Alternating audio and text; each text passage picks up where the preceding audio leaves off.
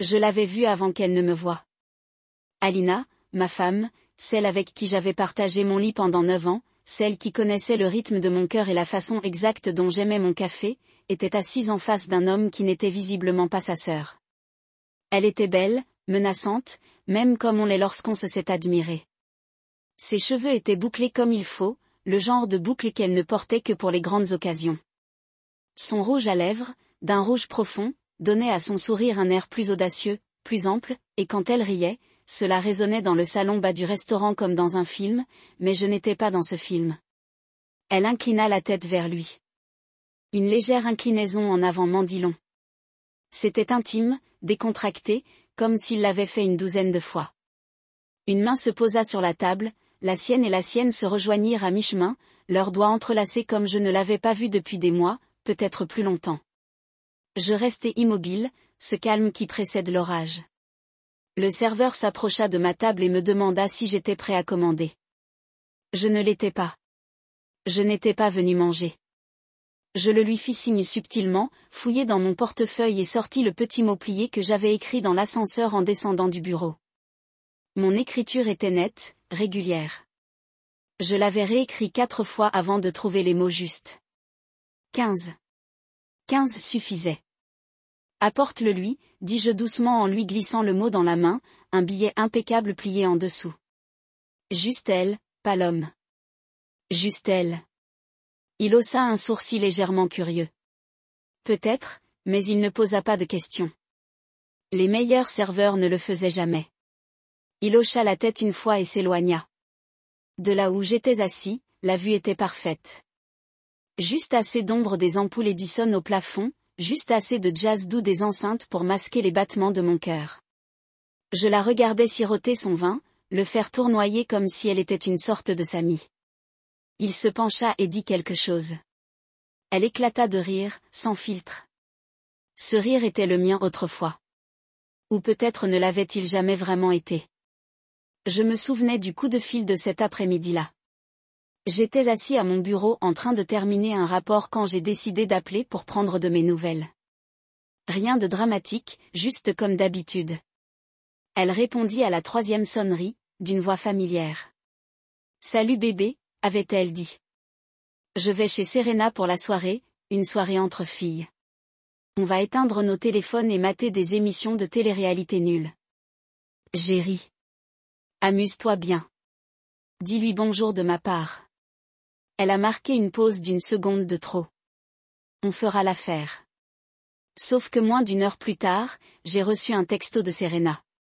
Dis-moi, Alina est libre ce soir? Je voulais lui montrer cette nouvelle recette que je testais. Je n'avais pas répondu, je n'avais pas posé de questions. J'ai juste commencé à conduire et je me suis retrouvée ici, dans ce restaurant, celui dont Alina raffolait, celui où on n'était pas allés ensemble depuis plus d'1 an. Maintenant, elle était de retour, mais pas avec moi. Le serveur s'est approché de leur table comme un acteur entrant en scène, présentant le mot plié sur un petit plat en argent, comme un amuse-bouches offert. Sa main s'est tendue, curieuse, elle a déplié le papier délicatement. J'ai observé son visage en temps réel. Ça a commencé par un clignement d'yeux, puis un sourcil froncé, et puis ses lèvres s'entr'ouvrirent, ses yeux s'écarquillèrent et toute couleur disparut de son visage. La transformation était si brutale qu'elle aurait pu être théâtrale. 1 seconde, elle rayonnait de séduction. L'instant d'après, on aurait dit qu'elle avait vu un fantôme, et d'une manière tordue, peut-être que c'était le cas.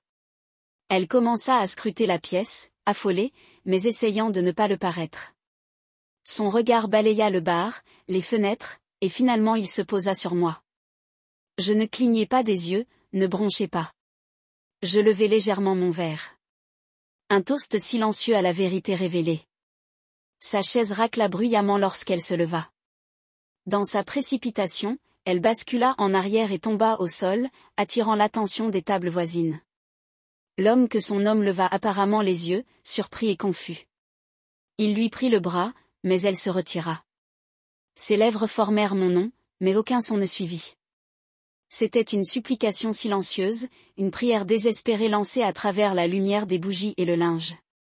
Je me levai, posai mon verre d'eau intact sur la table et adressai un signe de tête à la serveur. J'ai laissé un généreux pourboire et me suis dirigé vers la sortie, calme et serein. Les gens me dévisageaient. Je m'en fichais. Je suis sorti dans l'air frais de la nuit, contre mon visage, et j'ai expiré pour la première fois depuis ce qui m'a semblé des heures. Inutile de crier, de faire une scène ou d'exiger des explications. 15 mots en disaient plus que n'importe quel argument. Bon appétit. J'espère qu'il te mentira aussi bien qu'à moi. Je n'avais besoin de rien d'autre. Laisse-la s'étouffer dans le silence. Laisse-le se demander ce qui venait de se passer à leur table. Quant à moi, j'avais d'autres projets. Et ce n'était que le début. Ce matin-là était trop ordinaire.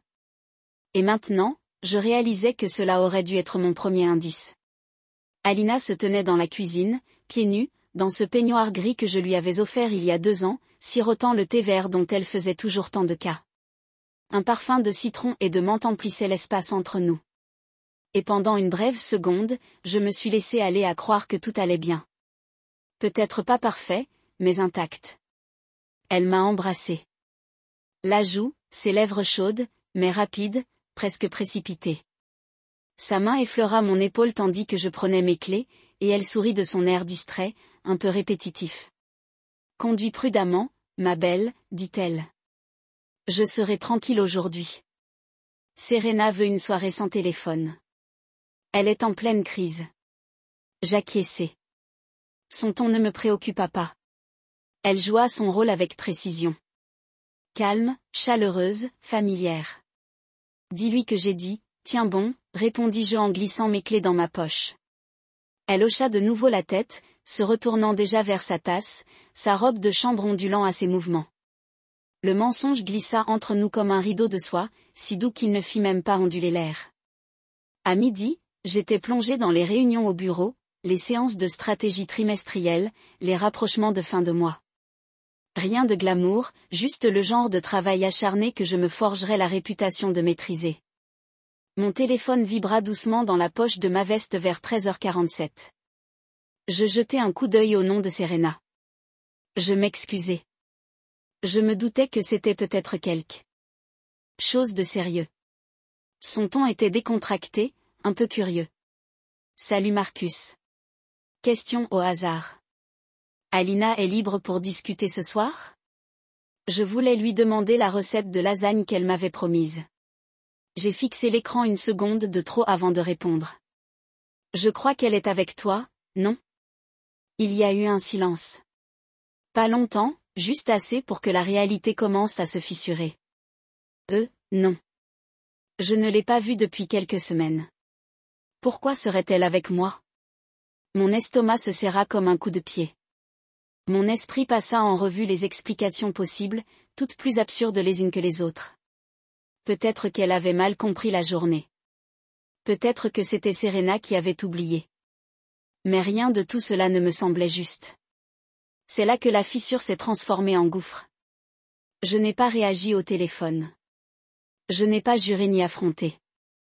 Juste Serena, qui a dit que j'avais du mal comprendre et à raccrocher. Mon pouce s'est mis à battre doucement derrière mes oreilles. Je me suis rassise à mon bureau, le regard vide. Je regardais les chiffres se brouiller et se reconstituer selon un schéma que je ne reconnaissais plus. Je ne suis pas rentrée chez moi.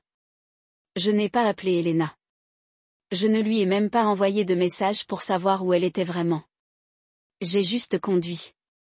La ville était un flou de feux arrière, de klaxons, de piétons traversant et de foules de gens alors que je tournais dans des rues familières. Et puis je me suis retrouvée à me diriger vers le restaurant, celui dont Alina raffolait, celui avec ses huées aux chandelles et sa carte des vins hors de prix. Elle m'a supplié de l'y emmener pour notre 5e anniversaire. Nous y sommes allés une fois, et, après cela, elle a toujours dit que c'était l'endroit rêvé pour des moments intimes. Je n'avais pas pensé à cette phrase depuis des années, mais maintenant, elle me hantait comme un avertissement. Le temps que je me gare de l'autre côté de la rue, j'avais déjà écrit le mot. Je l'avais griffonné au dos d'un ticket d'essence trouvé dans ma boîte à gants. 15 mots, juste 15. Ni venin, ni rage, juste un miroir tendu à sa tromperie. J'ai attendu. Près de 20 minutes avant de la voir. Elle est sortie d'une berline argentée de covoiturage, vêtue de cette robe vert émeraude qui, disait-elle, la faisait se sentir dangereuse. Je me souviens l'avoir complimentée la première fois qu'elle l'a portée. Tu ressembles au genre de femme pour laquelle les hommes perdent de l'argent, ai-je plaisanté. Apparemment, je ne me trompais pas. L'homme qui l'a rejointe était grand, sûr de lui, en costume gris sur mesure, avec une montre-bracelet qui coûtait probablement plus cher que notre mensualité. Il a posé une main sur son dos lorsqu'ils sont entrés. Elle n'a pas bronché. Elle a apprécié ce contact. Je suis resté un moment dans ma voiture, les observant à travers les vitres du restaurant. Son sourire s'est élargi à une de ses paroles. Elle a tendu la main par-dessus la table et lui a touché la main. La façon dont ses doigts se sont attardés m'a indiqué que ce n'était pas nouveau. Ce n'était pas un flirt. C'était une routine. Confortable. C'est alors que je suis sorti de la voiture. Je suis entré lentement, calmement. Je ne voulais pas qu'elle me voie. Pas encore. J'ai demandé une place dans le coin du fond, une de ces tables ombragées, cachée derrière un pilier. De là, je pouvais tout voir sans être vu. Le serveur me tendit un menu. Je ne l'ouvris pas. Je lui tendis le mot et lui montrai la pièce du doigt. Apportez ceci à la femme en robe verte. Juste elle, personne d'autre. Il me regarda, puis les regarda. Je perçus une brève hésitation dans son regard, la curiosité, le sentiment que c'était un piège, mais je ne lui donnai pas plus de détails, juste un hochement de tête, juste un conseil. Lorsqu'il s'approcha de leur table, je me penchai légèrement en arrière, observant chacun de ses mouvements, la regardant. Elle riait vraiment, juste avant de prendre le mot. Et puis, c'est arrivé, le changement. Son rire s'arrêta. Son regard se posa sur le papier plié. Elle l'ouvrit, le lut une fois, puis une autre fois, le dos raidi. Sa prise sur le verre de vin se relâcha, et le teint de son visage se vida comme de l'eau coulant sur un visage crevassé. J'avais écrit la vérité à l'encre noire. Bon appétit. J'espère qu'il vous mentira aussi bien que vous. Elle leva les yeux, scrutant la scène, désespérée. Puis ses yeux se posèrent sur les miens. Je ne souris pas. Je ne fronçai pas les sourcils. Je la regardai simplement. Laissez-la absorber. Laissa-la vivre. Elle se leva brusquement, la panique irradiant par vagues. Sa chaise racla bruyamment le sol, se renversant dans le vacarme. Son compagnon de table la prit, complètement désemparé. Elle ne parla pas. Ni à lui. Ni à personne. Sa bouche remua. Mon nom se forma sur ses lèvres, mais j'étais déjà debout, laissant de l'argent sur la table, et je m'en allai. Je n'avais pas besoin d'affrontement. Elle avait fait son choix. Je le voyais enfin tel qu'il était. Elle ne m'avait toujours pas vu. Dès l'instant où je suis entré dans le restaurant et que j'ai choisi cette table d'angle, à moitié dans l'ombre, nichée derrière un lourd pilier, j'étais invisible. Ni pour le personnel, ni pour les autres clients, mais pour elle. Alina, ma femme, la femme dont je traçais familièrement la peau et dont je pouvais identifier le péché dans une salle bondée. Maintenant, je m'asseyais et je la regardais comme si elle était une étrangère dont je n'avais entendu parler que dans les mauvaises histoires. Sauf que c'était la mienne. Notre histoire, ou ce qu'il en restait. Elle rit de nouveau, non pas d'un léger gloussement, mais d'un rire ample, la tête rejetée en arrière. Elle se pencha en avant, les doigts effleurant le poignet de l'homme en face d'elle. Et j'aperçus le reflet de son alliance encore à son doigt. Ça la piquait d'une douleur discrète et chirurgicale. Le genre de douleur qui ne crie pas, qui la transperce. Elle n'avait pas pris la peine de l'enlever. Ou peut-être la gardait-elle pour l'apparence. Un leurre pour se culpabiliser. Je la regardais faire tournoyer lentement son verre de vin entre deux doigts, comme elle le faisait chez elle, plongée dans ses pensées. À l'époque où je comptais pour elle. Ou peut-être avait-elle toujours fait ça pour quelqu'un d'autre. Je n'en savais plus rien. L'homme en face d'elle, costume gris, cravate impeccable, arrogance rasée de près, souriait comme s'il possédait l'espace entre eux. Il se pencha en avant, les lèvres fluides, les yeux rivés sur son visage comme si elle était la récompense. Il avait enfin déballé. Sa main était ouverte sur la table et les doigts d'Alena, délicats et lents, glissèrent sur les siens comme s'ils avaient répété le geste. Elle me faisait ça après le dîner avant de me coucher, pendant que nous regardions de vieux films le dimanche soir.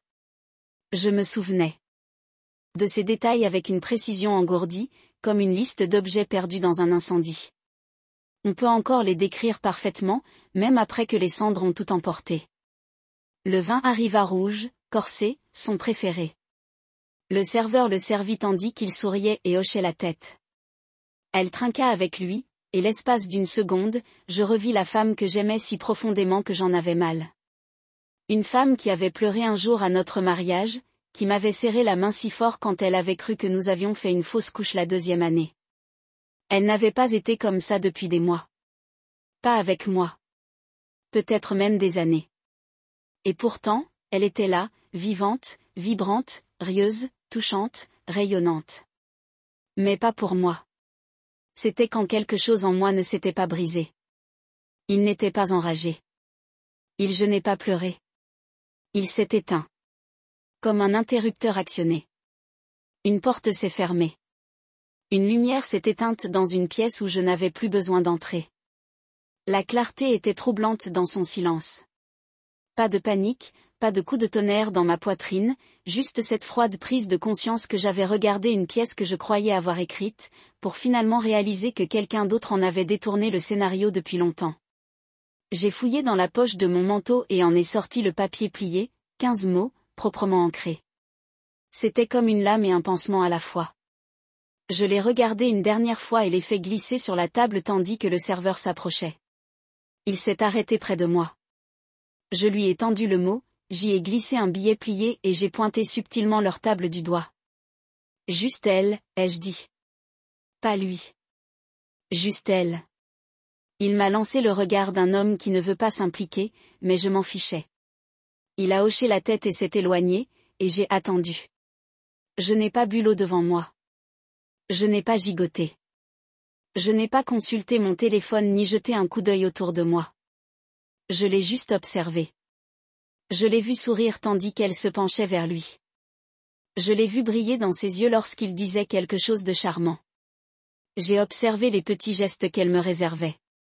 La morsure de sa lèvre inférieure, le roulement des yeux moqueurs, la façon dont elle caressait le bord du verre lorsqu'elle écoutait attentivement. J'avais l'impression de regarder un enregistrement de notre vie avec quelqu'un d'autre en vedette, un modèle plus récent, mieux adapté. Du moins, c'est ce qu'elle devait croire. Le serveur lui a remis le mot comme indiqué. Il l'a fait avec grâce, le glissant à côté de son assiette comme s'il s'agissait d'une correction de menu. Elle a baissé les yeux, perplexe. Sa main l'a attrapé avec précaution, comme instinctivement, sentant que quelque chose clochait. Elle a déplié le papier et a lu. J'ai compté les secondes mentalement. 1, 2, 3. Puis ça a frappé. Le sourire a d'abord vacillé, puis les yeux se sont écarquillés. Le verre de vin a tremblé légèrement dans sa main. Son visage, autrefois si rieur, s'est vidé de ses couleurs comme si le sang avait été arraché de son corps. J'ai observé la transition de la flottaison à la peur, comme un lent dénouement. Je l'ai vu jeter un coup d'œil à travers la pièce, non pas d'un mouvement fluide, mais par de rapides éclairs de panique, comme un cerf lançant quelque chose dans le vent, incapable de discerner le danger. Puis son regard m'a trouvé, et je n'ai pas bougé. Je n'ai pas cligné des yeux. Je n'ai même pas incliné la tête. J'ai juste regardé en arrière. Elle m'a regardé comme si elle ne me reconnaissait pas, comme si j'étais devenu le fantôme. La chose qui la hantait depuis une vie qu'elle pensait avoir enterrée. Je pouvais voir ses lèvres commencer à former mon nom, mais aucun son n'en est sorti. L'homme à côté d'elle s'est penché, perplexe. Tout va bien, a-t-il demandé, mais elle n'a pas répondu. Elle a repoussé sa chaise trop vite.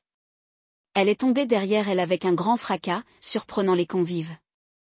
Elle est restée figée une seconde, hésitant entre fuir ou s'expliquer. Et moi, assis à l'observer, sachant que ce n'était pas la fureur qui m'envahissait. C'était quelque chose de plus pur, de plus vif, une clarté qui n'avait pas besoin de vengeance. Elle n'avait pas besoin d'audience. Le mal était fait. Je me suis levée lentement, silencieusement, et j'ai ajusté mon manteau. Puis je suis partie. Je n'ai pas regardé en arrière. Je n'en avais pas besoin. J'en avais déjà assez vu. J'étais déjà devenu quelque chose qu'elle ne pouvait plus ignorer. Un miroir dans lequel elle ne voulait plus se regarder. Un fantôme qui n'avait plus besoin de foyer. Dès que le mot toucha ses doigts, le compte à rebours commença. De ma place, je pouvais suivre chaque seconde de son effondrement, comme si je l'avais écrit moi-même. Le serveur apporta le papier plié sur un petit plateau, calme et précis. Elle le prit avec une vague pointe de curiosité, comme s'il s'agissait d'une douce surprise, d'un dessert offert ou d'une recette manuscrite du chef. C'est peut-être ce qu'elle crut lorsque ses doigts s'ouvrirent et que ses yeux se posèrent sur la première ligne. Mais ce n'était pas la douceur qui l'accueillit. C'était la vérité, et elle la frappa comme une brique enveloppée de soie. Son sourire s'effondra si vite que je crus qu'il le serait. Emporter le reste de son visage avec lui. Un instant, elle rayonnait, penchée, les yeux plissés, les joues roses de vin et de flirt, et l'instant d'après, elle était pâle, les lèvres entr'ouvertes, les doigts serrés autour du morceau de papier comme s'il allait soudainement brûler ou disparaître. Ses épaules se soulevèrent brusquement, le souffle coupé, et elle leva les yeux avec cet air traqué que les animaux lancent lorsque l'odeur d'un prédateur arrive trop tard pour s'échapper. Elle tourna brusquement la tête, scrutant la pièce du regard, essayant de faire comme si elle ne l'était pas. Ses mouvements étaient retenus, à peine perceptibles pour quiconque ne les regardait pas. Mais moi, si. J'ai observé tout l'acte avec le calme d'un homme qui n'avait plus rien à perdre. Et puis ses yeux se sont fixés sur les miens. C'était l'instant. Ses pupilles se sont dilatées et sa bouche s'est ouverte dans un halètement silencieux. Pas un cri, pas un juron, juste mon nom. Je l'ai vu se dessiner sur ses lèvres comme si elle croyait que cela pourrait la protéger de la réalité qui s'abattait sur elle. Je n'ai pas cligné des yeux, pas souri. Je me suis juste assis et j'ai levé les yeux. Un verre, non pas pour boire, mais comme un geste, un salut silencieux et froid. Santé, Alina. C'est la version de moi que tu as créée. Elle se leva si vite que sa chaise bascula et s'écrasa contre le sol derrière elle avec un bruit sourd à faire sursauter. Un couple à proximité marqua une pause en plein milieu de sa bouchée. 2 serveurs levèrent les yeux. L'homme en face d'elle, Harrison Drake, était assis là, stupéfait, clignant des yeux vers elle, les mains figées sur sa serviette. Alina, demanda-t-il, la confusion naissant sur son visage. Qu'est-ce qu'il y a? Qu'est-ce qui ne va pas? Elle ne lui répondit pas. Elle ne le regarda pas. Toute son attention était toujours braquée sur moi, comme si elle pouvait m'entraîner dans un accord tacite si elle le fixait assez longtemps. Genre, j'allais venir, lui lisser les cheveux et lui dire que ce n'était qu'un malentendu, qu'on pourrait en rire plus tard. Mais je ne bougeais pas et ne la sauvais pas outre mesure. Au lieu de cela, je posai lentement mon verre sur la table, sortis mon portefeuille, déposai quelques billets neufs avec un soin délibéré et ajustai le revers de ma manche. Puis je me levai. Ses lèvres tremblaient. Elle avança légèrement, mais son corps se figea comme si ses jambes hésitaient entre me poursuivre et se précipiter vers la sortie. Marcus, dit-elle cette fois, à peine plus fort qu'un murmure. Un mot s'ouvrit à vif. Je soutins son regard un instant, puis lui tournai le dos et sortis. Il n'y avait pas de spectacle ici, pas de cris, pas d'assiettes jetées, pas d'accusations échangées comme du poison, juste le silence et les faits. La vérité servit froidement et devant un public, je ne pouvais pas contrôler. L'air nocturne dehors était vif et étrangement calme. Je le laissai m'envelopper comme une armure tandis que je descendais le trottoir, ignorant le bruit lointain des klaxons des voitures de ville, les rires, le bourdonnement de la guitare d'un musicien de rue au pâté de maison suivant. Je marchais sans me retourner. Je n'en avais pas besoin. Ce qui était derrière moi était déjà brisé. Je le sentais à la façon dont mes épaules se sont finalement affaissées. Il n'y avait plus de quoi s'emporter. Elle avait déjà pris sa décision. Mon seul devoir était de la faire réfléchir. Et maintenant, elle l'avait fait. Je sortis mon téléphone en arrivant au bout du pâté de maison. Son nom s'illumina presque immédiatement. Un appel, puis 2, puis un SMS. Marcus, s'il te plaît, laisse-moi t'expliquer. Non, tu as déjà assez expliqué, mais pas avec des mots. Je ne répondis pas. Je m'assis sur un banc devant une librairie fermée et fixai la lueur ambrée d'un lampadaire au-dessus. Mon reflet scintillait faiblement dans la vitrine à côté de moi. Un homme en manteau noir, le visage dur, avec une résolution tranquille. Je le reconnus à peine. Lui, non pas parce qu'il avait changé, mais parce qu'il avait enfin l'air honnête, ne portant plus le masque d'un mari essayant de croire en quelque chose qui n'existait plus. Un autre message a retenti, puis un autre. Un suppliant, un sur la défensive, un bref et colérique. J'ai coupé le son du téléphone et l'ai glissé dans mon manteau. Il ne s'agissait pas seulement d'un dîner. Il s'agissait d'érosion. Un millier de petits mensonges racontés au fil du temps, usant les fondations jusqu'à ce qu'il ne reste plus que de la poussière. Elle n'avait pas menti juste aujourd'hui. Elle mentait depuis des mois, peut-être plus longtemps. Et je l'avais laissé faire parce que je voulais croire que l'amour était synonyme de confiance. Que le mariage était indestructible. Mais la confiance sans vérité n'est que du théâtre. Et j'en avais fini avec la comédie. J'ai regardé un taxi passer et j'ai pensé à le héler, mais j'ai renoncé. Je voulais la promenade. Je voulais avoir le temps de réfléchir à la suite, pas seulement avec elle, mais avec moi-même. Les pièces du puzzle commençaient déjà à se mettre en place. Et demain, je commencerai à rassembler le reste, détails, documents, faits. J'aborderai cela de la même manière que je gérais les crises au travail, méthodique, impassible. Stratégique, car ce n'était plus seulement personnel. C'était tactique. Elle avait pris mon silence pour de la douceur, ma patience pour de la faiblesse. Mais il n'a fallu qu'un regard pour lui rappeler que même les hommes discrets peuvent semer la tempête. Et ce soir-là, je n'avais pas besoin de tonnerre. Il me suffisait de 15 mots et d'un regard fixe par-dessus la table. Elle n'est pas rentrée ce soir-là. Je n'ai pas été surpris. Je ne suis même pas resté éveillé. Pas au sens traditionnel du terme. J'étais assis dans le noir, seul dans le salon, la seule lumière provenant de la douce lueur ambrée de l'horloge de la cuisinière et du lampadaire lointain filtrant à travers les stores mi-clos. La maison était silencieuse. Si silencieuse que j'entendais le craquement occasionnel du parquet, le tic-tac de l'horloge murale et le léger bourdonnement du réfrigérateur. Cette maison avait toujours été notre espace partagé. Des rires dans la cuisine ou un bourdonnement sous la douche, le tintement des verres à vin après de longues journées.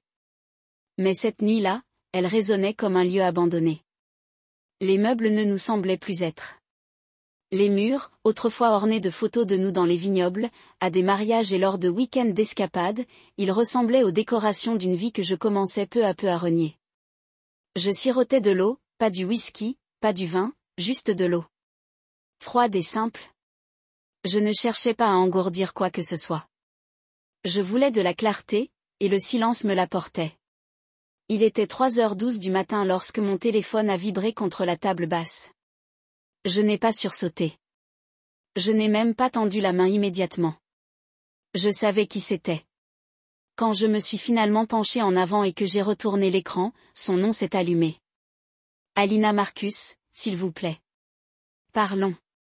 J'ai fixé le message jusqu'à ce que l'écran s'éteigne et que la pièce retombe dans le noir. Elle était probablement quelque part à l'autre bout de la ville, peut-être chez un ami, peut-être à l'hôtel, peut-être dans son appartement.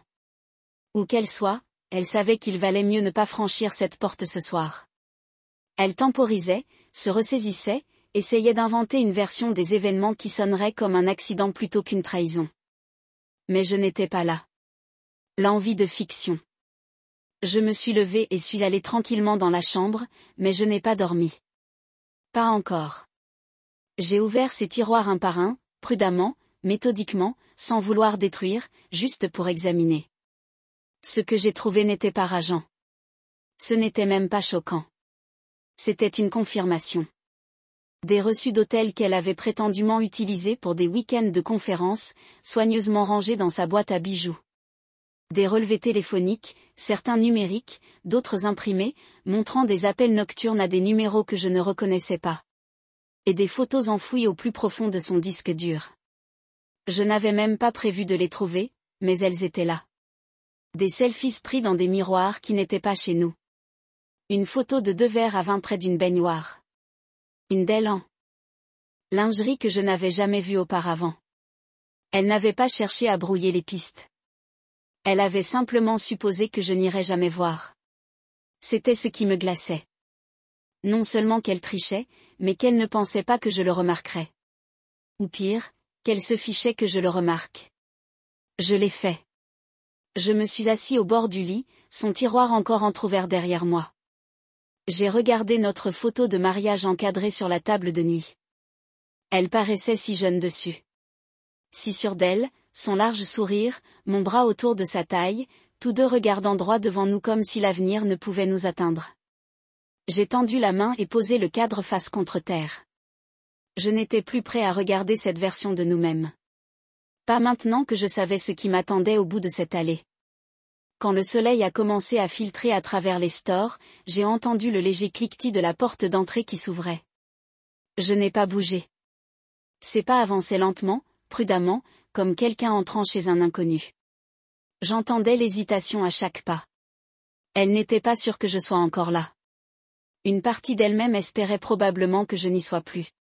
Elle a atteint la porte de la chambre et s'est arrêtée. Je ne l'ai pas regardée tout de suite. Je suis resté les yeux fixés sur le bord de la commode, attendant. Puis elle a dit mon nom, Marcus. Je me suis retourné lentement, délibérément. Elle a regardé. Détruite, maquillage bavé, cheveux défaits, la même robe verte de la veille, maintenant froissée et fatiguée.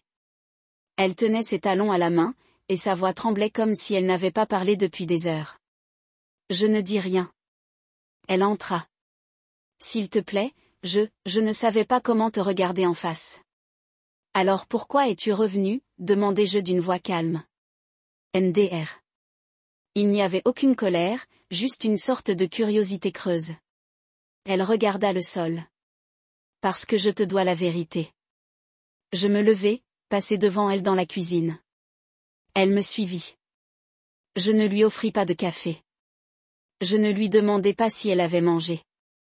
Je m'appuyai contre le comptoir et croisai les bras. Combien de temps? Demandai-je. Elle hésita. Sa bouche s'ouvrit. Se referma. Ses mains tremblèrent lorsqu'elle posa ses talons par terre. 6 mois, murmura-t-elle. J'acquiesçai. Donc, ce n'était pas une erreur ponctuelle. C'était un plan. Elle tressaillit. Je ne criai pas.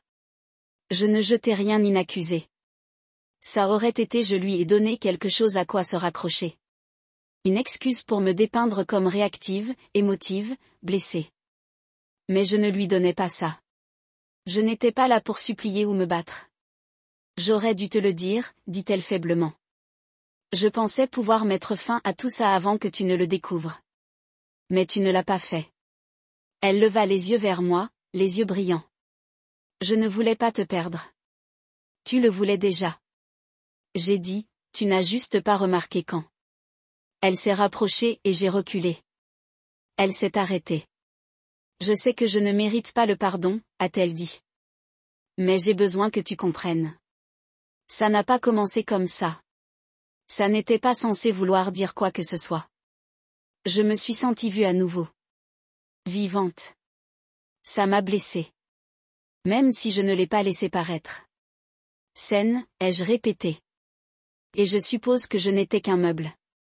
Un bruit de fond. Non, dit-elle rapidement. Mon Dieu, non. Marcus, tu es tout. Tu as toujours été si stable, si bon. Et j'avais l'impression de ne pas mériter ça. Tu ne le méritais pas, ses yeux s'écarquillèrent légèrement. Je me suis écartée du comptoir et me suis dirigée vers la porte. J'ai besoin que tu sortes d'ici ce soir, ai-je dit. Elle a levé les yeux brusquement. Quoi? Je ne te demande rien. Je ne te laisse pas le temps de réfléchir. Tu as fait tes choix. Maintenant, je fais les miens. Les larmes lui sont montées aux yeux. S'il te plaît, Marcus, on peut parler? On peut aller en thérapie? On peut, ai-je dit fermement. Cette maison était à nous, mais hier soir, elle s'est vidée.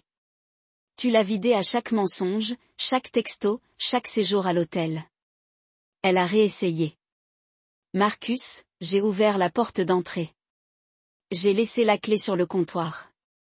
Et là-dessus, je suis sortie, laissant la porte se refermer derrière moi. La maison était vide avant même qu'elle ne parte. Mais maintenant, enfin, elle aurait le silence qui allait avec. Après son départ ce matin-là, je me suis retrouvée au centre du salon, fixant la porte qui se refermait derrière elle. La maison résonnait. Le silence n'était pas paisible. Il était clinique, comme le silence d'une salle d'audience avant un verdict. Je n'ai pas ressenti de soulagement. Pas encore. Ce que je ressentais, c'était de la concentration. Je suis retournée à la table de la cuisine, je me suis assis, j'ai sorti un bloc-notes et j'ai tracé une ligne au milieu. D'un côté, j'ai écrit « émotion ». De l'autre, « action ». Puis j'ai barré « émotion ». Cette rubrique m'avait déjà assez coûté. J'ai décroché le téléphone et appelé Claudia. Elle a répondu à la deuxième sonnerie. Marcus. Oui, tu as l'air calme. Trop calme. Que s'est-il passé? Je le lui ai dit. Pas tout, juste les os. Alina, la liaison, l'homme, le mensonge. Claudia n'a pas halté, n'a pas juré et ne s'est pas précipitée pour me réconforter. Ce n'était pas elle. C'était mon amie depuis plus de 10 ans, mais c'était aussi l'une des avocates immobilières et d'affaires les plus pointues de l'État. Sa voix était posée. Bon, d'abord, ne déménage pas. Ensuite, ne reviens pas à la charge émotionnelle. Troisièmement, commence à tout documenter. J'ai hoché la tête même si elle ne me voyait pas. Déjà commencé. Mot de passe, activité bancaire, frais de carte de crédit. Si elle a transféré de l'argent, cherche combien, où il est allé. On ne lui demande rien. Directement à partir d'ici. Tu joues aux échecs, Marcus, pas aux dames. J'ai noté les mots. Échec, pas dame. Une fois l'appel terminé, je suis allée au bureau, dans le salon, et j'ai allumé mon vieil ordinateur portable. Je ne l'avais pas utilisé depuis des mois. Je travaillais principalement sur mon nouvel ordinateur, mais celui-ci avait toujours un accès partagé au cloud familial. Et surtout, il était relié à l'imprimante. J'ai ouvert notre application bancaire, téléchargé les relevés des 9 derniers mois et commencé à numériser. Ça n'a pas pris longtemps. Des frais d'hôtel qui ne correspondaient à aucun voyage professionnel. Des visites au spa se sont multipliées au moment où elle était censée être avec sa sœur. Des achats dans des boutiques dont je n'avais jamais entendu parler. Certainement pas des endroits où elle portait quelque chose à côté de moi. Puis sont arrivés les virements bancaires. Petits au début, $200 par-ci, 350 par-là. Mais avec le temps, ils ont augmenté. Un virement de $1 200 étiqueté, honoraires de consultation, a déclenché une alerte. J'ai suivi la piste. Elle avait ouvert un compte séparé. Pas à nos deux noms, juste au sien. Lié à un mandataire. Box de ville. Intelligent, mais pas assez intelligent. Plus je découvre, plus la température dans ma poitrine a chuté. Je ne ressentais pas le feu. J'ai ressenti de la glace. Ce n'était pas seulement une trahison. C'était un vol. Symphonie secrète de notre vie partagée pour financer son deuxième. Mais ce qui a fait resserrer ma mâchoire, ce n'était pas l'argent. C'était vers qui elle l'avait canalisé. Le nom est apparu sur 2 captures d'écran de 20 mots qu'elle avait laissés dans un dossier partagé. Je ne pense pas qu'elle se souvienne. Nous avions tous les deux accès à Harrison Drake, l'homme du restaurant. J'ai cliqué sur l'un des reçus et j'ai prescrit. Pour l'hôtel de conférence, il a déclaré avec un emoji au champagne. Un autre a dit, la réunion de la semaine prochaine. Merci. Réunion, conférence, conseil. C'est à ce moment-là qu'il a cliqué. Harrison n'était pas seulement un amoureux. C'était un concurrent. L'un des partenaires régionaux pour Evermark Solutions, notre entreprise rivale, une entreprise avec laquelle nous avons été en conflit direct avec une offre de plusieurs millions de dollars juste au dernier trimestre, une offre que nous avons perdue.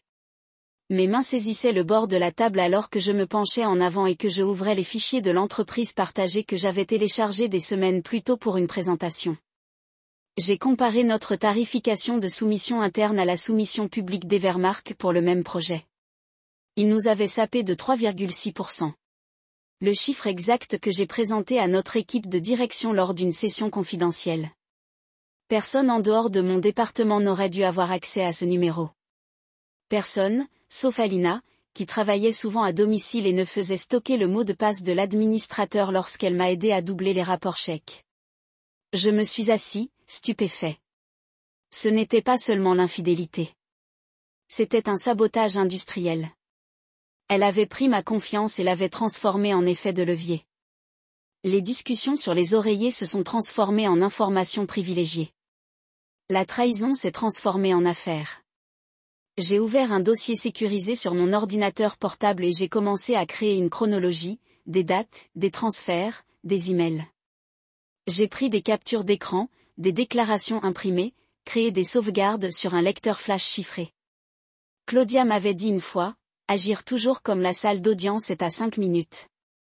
Alors, j'ai préparé mes preuves. Après 3 heures, j'avais assez compilé pour dire une histoire qu'aucun juge n'ignorerait. Mais ce n'était pas suffisant. J'avais besoin d'un déclencheur, quelque chose qui rendrait cela exploitable. J'ai donc contacté un ami en conformité à Evermark, un vieux copain du collège nommé Simon. Nous avions perdu le contact, mais nous avons toujours joué aux échecs en ligne de temps en temps.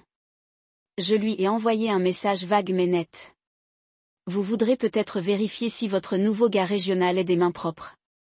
Son nom apparaît dans un doc interne qui fuit ici. Je pensais que vous devriez savoir. Il a répondu 2 minutes plus tard. Tu es sérieux? J'ai envoyé une capture d'écran. Il n'a pas répondu après ça. Je ne m'attendais pas à ce qu'il le fasse. C'était le mouvement d'ouverture. Ce soir-là, j'avais changé tous mes mots de passe personnels, supprimé mon nom de tous les comptes conjoints non essentiels et appelé le serrurier. Alina ne s'était pas présentée, mais je n'allais pas attendre qu'elle décide si elle méritait de revenir. J'ai remplacé les serrures tranquillement et placé sa nouvelle clé dans une enveloppe scellée avec une note qui disait simplement « Votre accès a changé. S'il vous plaît, ne le testez pas ensuite », je me suis assis avec Claudia pour le dîner dans une bistro calme. Elle a éclaté les documents que j'ai imprimés. Ses yeux s'écarquillèrent à chaque page. « Je peux travailler avec cela, dit-elle. Je veux qu'elle soit manipulée proprement, je lui ai dit. Harrison nous a d'abord laissé les doigts. Récupérer ce qui était le mien, mon nom, ma paix, mon avenir. Un jeu dans l'obscurité. Elle n'a jamais réalisé que j'avais déjà appris à gagner avec les lumières éteintes. Je ne voulais pas envoyer un email. Je ne voulais pas le menacer par des avocats ou le coincer dans une salle de conférence stérile. Ce n'était pas le genre de message dont j'avais besoin pour transmettre. Non, cela a nécessité quelque chose de différent, plus propre, personnel, face à face. Alors, je l'ai invité à déjeuner. Harrison Drake, l'homme qui était assis en face de ma femme à la lumière des bougies, lui tenant la main comme il lui appartenait. L'homme qui, sans le savoir ou non, avait accepté des données confidentielles qui n'appartenaient pas à ses mains. L'homme qui pourrait plus important pour faire tomber tout le plan qu'elle et il pensait être hermétique. J'ai appelé son bureau, je me suis présenté comme Marcus Cole et j'ai dit à son assistant que j'avais une opportunité commerciale qui mérite d'être discutée. J'ai utilisé mon nom réel, pas l'entreprise. La curiosité ferait le reste. Evermark avait faim ces derniers temps, et il connaîtrait mon nom de l'offre que nous avons perdue. D'après les données qu'il avait reçues, l'homme n'était pas stupide, juste arrogant. Il a accepté de rencontrer dans un steakhouse haut de gamme au centre-ville, assez public pour le confort, suffisamment discret pour ce dont j'avais besoin. Je suis arrivé 10 minutes plus tôt et j'ai demandé un stand dans le coin. Je voulais des angles, une vue sur la pièce, le contrôle des sightlines. J'ai commandé de l'eau, pas de glace, pas de vin, pas de whisky. Ce n'était pas une célébration. C'était une transaction. Il est arrivé exactement à l'heure. Habillé comme un homme qui s'attendait à l'admiration. Blazer gris au charbon de bois, chemise à col ouverte, sourire confiant. Il ne m'a pas reconnu immédiatement et je l'ai regardé me prendre, confus, curieux, calculant. Puis ses yeux se plissèrent. Il avait connecté les points. Marcus, dit-il lentement, s'asseyant en face de moi. Je ne m'y attendais pas. J'ai souri faiblement. Je sais, mais nous sommes tous les deux en affaires, Harrison, et je pense que nous devons avoir une conversation très honnête. Il se pencha en arrière, se rendant facilité. J'ai pénétré dans ma mallette et j'ai sorti une enveloppe de manille. Rien de dramatique, pas de bruit ni de fusée. Je l'ai simplement posée sur la table entre nous et je l'ai glissée à travers un menu de dîner. Avant de décider comment vous voulez jouer ceci, dis-je calmement. Je vous suggère de jeter un coup d'œil, haussa-t-il un sourcil, mais ses mains se sont déplacées. Il l'a ouvert. Tout d'abord, les captures d'écran. On transmit des emails d'Alina à son adresse cryptée. Pièces jointes étiquetées avec des codes de projet, documents de tarification interne avec notre filigrane numérique. Son visage n'a pas changé immédiatement, mais ses mains se contractent légèrement. Puis sont venues les déclarations Vimo, les paiements étiquetés avec des clins d'œil et des émojis de champagne, des dates qui s'alignent sur les fuites. Ensuite, l'échange de SMS, Alina confirmant qu'elle a obtenu les chiffres, le remerciant pour le week-end, faisant allusion à un autre. Il ne m'a pas regardé tout de suite. Quand il l'a finalement fait, le sourire narquois avait disparu. « Que voulez-vous » demanda-t-il, voix inférieure, dépouillé de confession de bravade, dis-je. « Signé à quoi » a-t-il demandé, bien qu'il le savait déjà. Qu'elle vous a envoyé des informations propriétaires et que vous l'avez accepté sciemment et surtout que vous avez été contraint, que c'était son idée, qu'elle a initié tout cela. Ses narines s'évasaient. Vous savez que ce n'est pas ça. Je le fais, dis-je en le coupant. Je sais exactement ce que c'était, mais je n'ai pas besoin de toute la vérité de vous, Harrison. J'ai besoin de quelque chose d'utile. Et cela signifie narrative paper trail, une ligne de protection entre moi et ce qui va suivre. Il passa une main sur son visage. Vous n'allez pas au tableau avec ça ? J'ai haussé les épaules. Pas à moins que je ne le fasse. Je pourrais dire que vous avez forgé cela, il bluffait faiblement. Tu ne le feras pas, j'ai répondu. Parce que cela, j'ai exploité l'enveloppe, est une copie. Les originaux déjà entre les mains du conseil sont à l'heure, authentifiés. Je n'ai pas besoin de te ruiner, Harrison. Pas encore. Mais si je descends, vous descendez en premier. Et je vous le promets, la planche vous alimentera à la presse avant que l'encre sèche. Il me regarda longtemps. Il ne reste plus de masque, pas de performance. Que se passe-t-il si je signe ? A-t-il demandé enfin. Vous disparaissez tranquillement. Vous démissionnez, citant le stress, famille, santé, quelle que soit l'histoire qui fonctionne le mieux.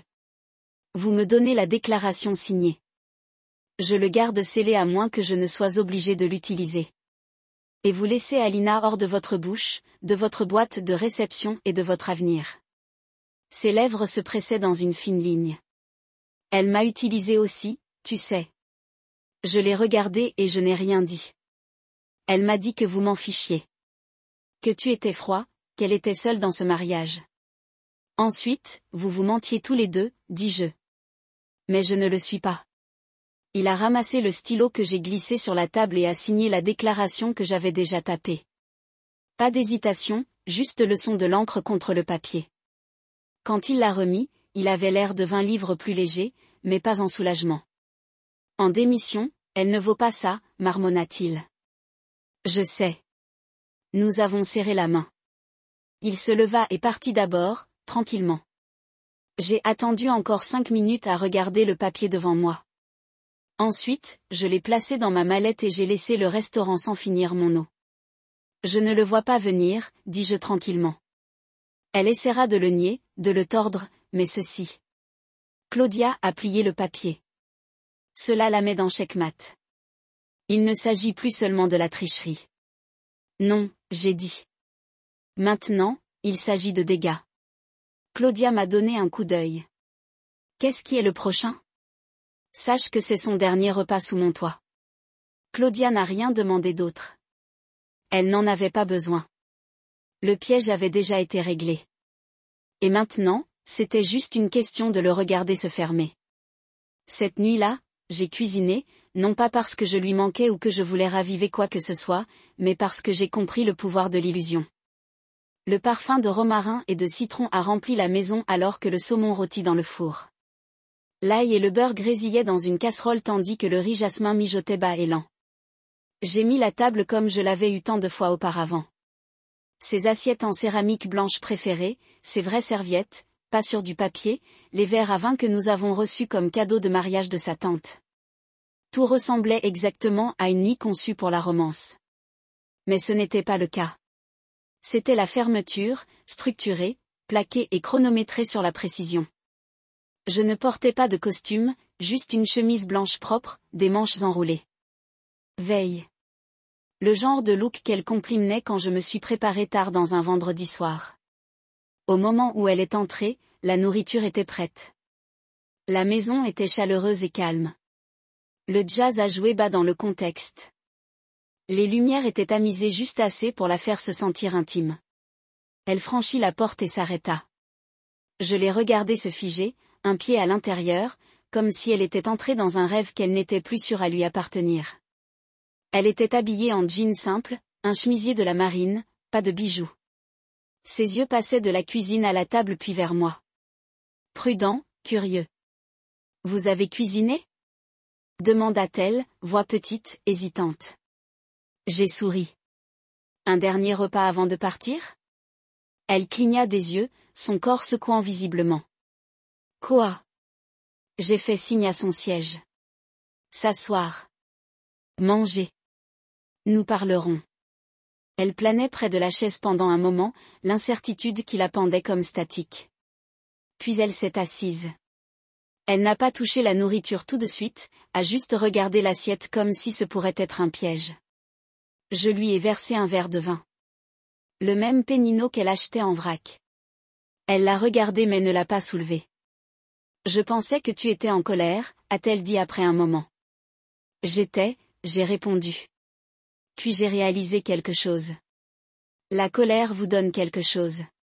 Une connexion. Attention. Vous ne méritez plus cela. Ses yeux cherchent les miens. Alors pourquoi ça ? Parce que je voulais que la fin soit délibérée, j'ai dit. Pas précipité, pas crié, je viens de terminer. Elle baissa les yeux sur son assiette puis commença lentement à manger. Je pouvais voir que ses mains tremblaient, tenant à peine la fourche stable. Je me suis assis en face d'elle, calme, regardant. À mi-chemin du repas, j'ai atteint mon tiroir latéral et j'ai placé l'enveloppe dans son assiette. Elle se figea. Qu'est-ce que c'est ? Elle a demandé. J'ai dit, rien. Elle l'ouvrit avec des doigts tremblants, sentant déjà le poids de tout ce qui attendait à l'intérieur. Quand elle a sorti le papier et l'a déplié, ses lèvres se sont séparées avant même qu'elle ne commence à lire. C'était la confession de Harrison, signée, datée, admis avoir reçu des documents confidentiels. Admettant qu'elle les avait dépassés, admettant qu'elle lui avait dit qu'il était normal que les couples partagent des informations de travail sensibles, sa fourche s'accumulait contre l'assiette, elle me regarda avec panique dans les yeux. Marcus, qu'est-ce que c'est ? À quoi ça ressemble ? Sa voix fissurée. Vous l'avez menacé ? Non. Je lui ai donné le choix. Il a fait le bon pour une fois. Elle se leva, frappant légèrement sa chaise. Tu bluffes. Vous ne pouvez pas utiliser ceci.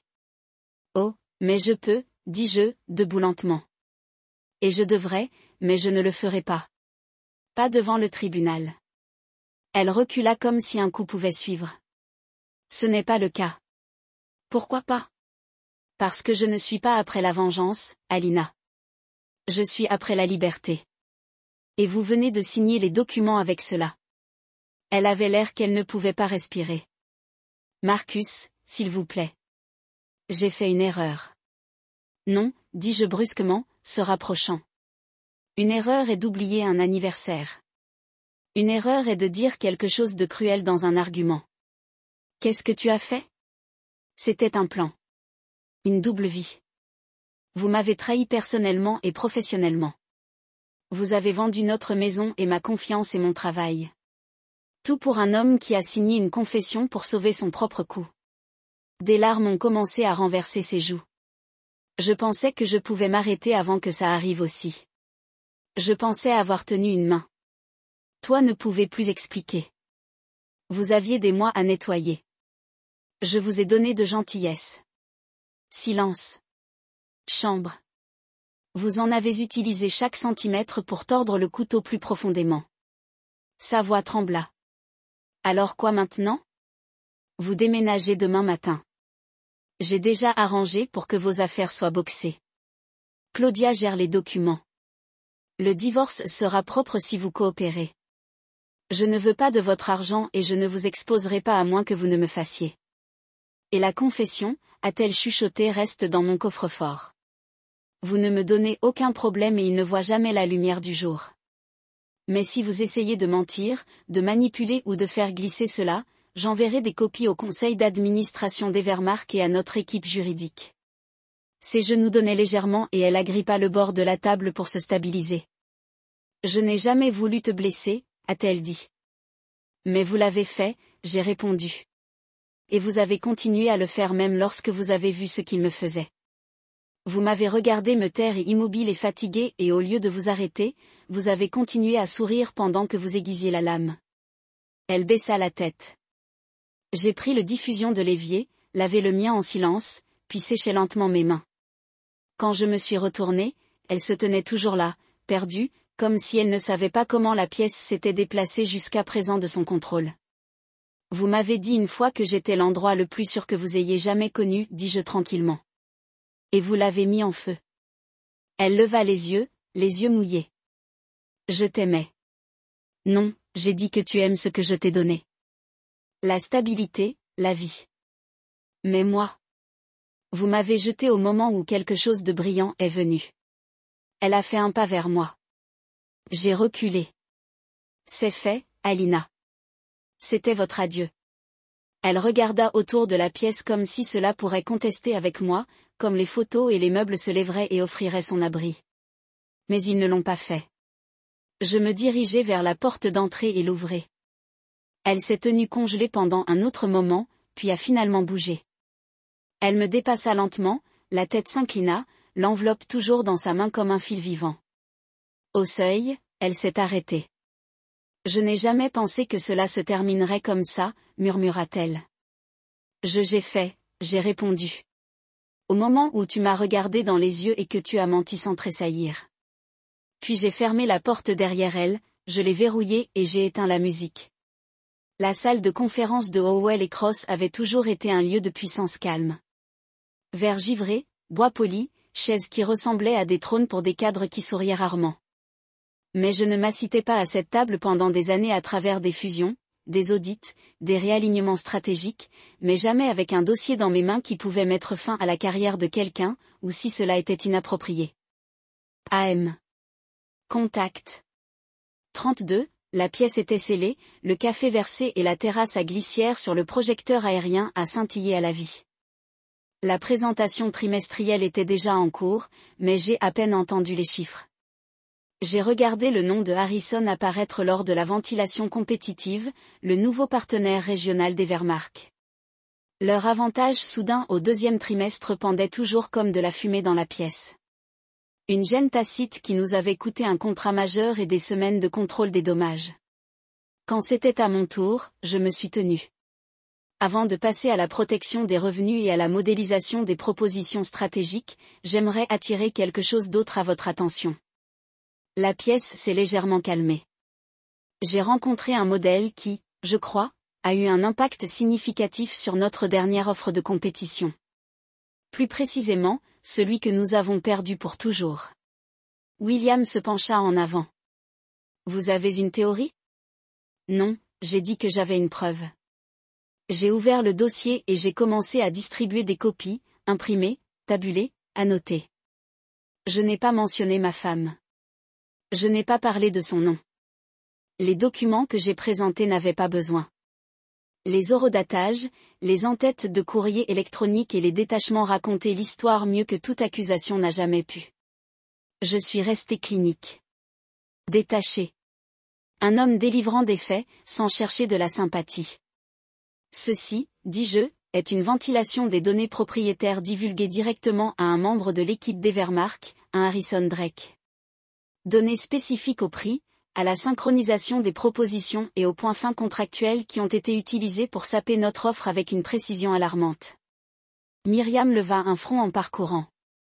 Ceux-ci ressemblent à des documents de tarification interne. Ils le sont, ai-je dit, et ils n'ont jamais été censés quitter notre serveur. Davis fronça les sourcils. Comment Drake les a-t-il obtenus? J'ai exploité la page finale. Il a avoué volontairement. Affidavit signé. Il prétend qu'il a été approché et persuadé par quelqu'un à titre personnel qui avait accès. Je laisse l'implication suspendue dans les airs. William se pencha en arrière sur sa chaise, les lèvres tentes. Et pourquoi avoue-t-il maintenant? Parce que, j'ai dit, je lui ai donné la possibilité d'enterrer tranquillement sa carrière ou de le faire entraîner dans des litiges. J'ai pensé que cette planche préférerait la première. Le silence tenut la table, puis murmure. Myriam hocha la tête lentement, retournant à travers le paquet. Nous pouvons évoluer dessus. Nous devrions, j'ai ajouté. Je recommande de lancer un protocole de violation de l'éthique et de demander l'examen des enchères. Au minimum, nous signalons Evermark avec notre régulateur de l'industrie. Au mieux, nous déclenchons la disqualification des 3 cycles suivants. Personne n'était en désaccord. Davis a finalement exhalé. Jésus, Marcus, ou as-tu même commencé par ça? J'ai rencontré son regard uniformément. En faisant attention, puis en suivant les fils, Myriam a fermé le dossier. Vous vous rendez compte que cela nous protège, mais cela invite également les risques. Si cela sort, l'histoire aura des jambes. Il y aura des questions. Comment ont-ils eu accès? Qui avait l'autorisation? Je m'attendais à cela, dis-je calmement. Tout a été acheminé à l'extérieur via un canal personnel, et non dans la façon dont les serveurs. Le récit sera simple. Quelqu'un a manipulé la proximité de l'extraction de données. William hocha la tête. Tant que cette personne n'est pas sur notre salaire, nous sommes propres. Elle ne l'est pas, dis-je. Et elle ne sera plus. Rien de plus ne devait être dit. Je me suis assis. Le poids que j'ai porté pendant des semaines semblait s'installer quelque part à l'extérieur de ma poitrine maintenant. Pas parti, mais plus en moi. La réunion a repris. Contrat, graphique de revenus, croissance prévue. Je me suis assis tranquillement, n'ayant plus besoin de parler. Les dommages ont été contenus et la réputation préservée. À la fin de la semaine, notre équipe juridique avait déposé une demande officielle de falsification des offres. Evermark est devenu silencieux. Pas de déni, pas de déclaration. Harrison a quitté son poste citant des raisons personnelles. Le contrat que nous avons perdu est revenu et 2 jours plus tard, nous avons reçu la confirmation que l'offre serait rouverte. Nous étions de retour en jeu et elle n'était nulle part. Alina avait essayé. Dieu, elle avait essayé. Elle a appelé 23 fois.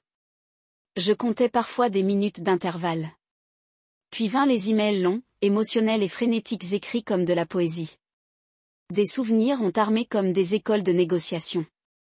Elle a dit qu'il me manquait, qu'elle a fait une erreur, qu'elle ne savait pas comment vivre sans moi, que nous pouvions guérir.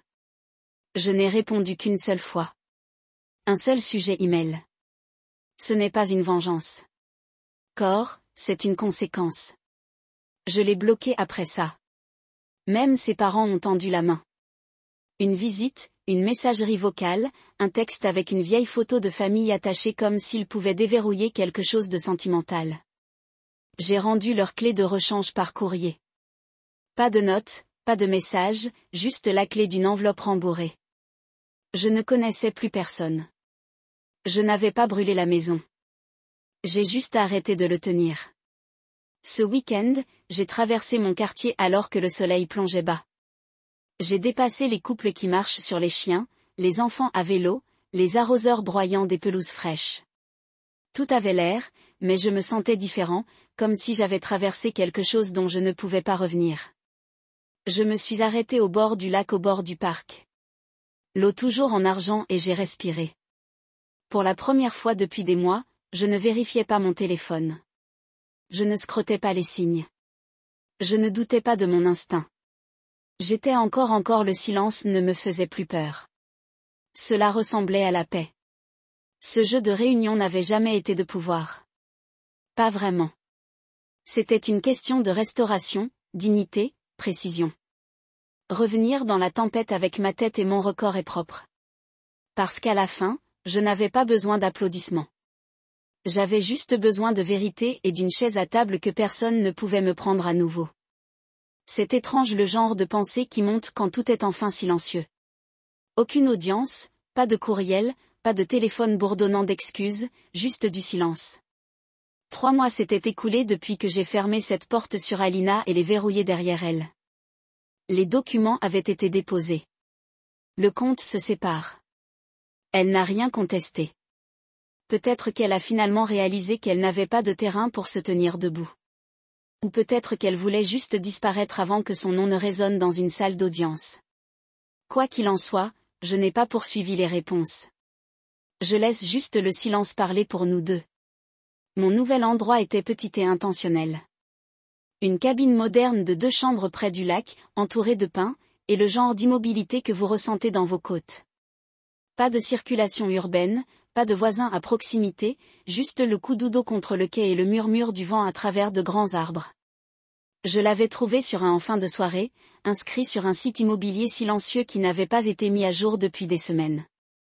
C'était comme un endroit qui n'avait pas besoin de beaucoup de moi, et c'est exactement ce dont j'avais besoin en retour. J'ai pris du kayak, pas de manière compétitive, juste moi et l'eau. Certains matins je me réveillerais avant l'aube, me glissais sur la surface vitreuse et laissais le silence me tenir. Pas de musique, pas de téléphone, juste le son rythmique de la pagaie de rupture et le huard occasionnel qui appelle à distance. Il y a une certaine liberté qui vient lorsque vous cessez de devoir être entendu par les gens qui ont refusé d'écouter en premier lieu. Un soir, alors que le foyer se fissurait à côté de moi et que la poussière s'enroula autour de la cime des arbres, j'ai ramassé un stylo. Pas parce que je voulais la tendre la main. Je ne l'ai pas fait, mais parce que certaines choses ont supplié d'être libérées, pas parlées, pas envoyées, il suffit de mettre du papier pour ne plus porter le poids en vous. J'ai commencé à écrire. Alina, l'homme que vous avez vu au restaurant n'était pas cassé. Il n'était pas en colère. Lui n'était pas jaloux. Il n'était pas choqué. Il a fini. Tu ne m'as pas juste fait de mal, Alina. Vous avez pris quelque chose de sacré et l'avez transformé en stratégie.